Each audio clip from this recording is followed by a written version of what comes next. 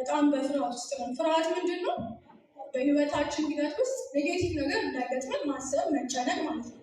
በህይወታችን የምንሄድባቸው ጉዞዎች አሉ። እነዛ ጉዞዎች ውስጥ ኔጌቲቭ ነገር ወይም አሉታዊ ነገር እንዳይገጥመን መስጋት ነው። እንግዲህ አሁን በዚህ ሰዓት ብዙ የአንዳንዳችን ብንጠይቅ በጣም የምንፈራው ነገር አለ። እንደ አጠቃላይ የምንፈራው ነገር አለ።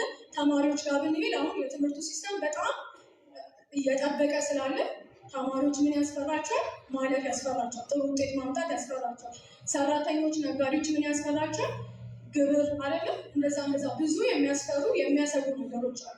ወጣቶች ጋር ብንሄድ ትዳር ያስፈራል አይደል? ከየትኛው ሰው ጋር ነው የምንሆነው?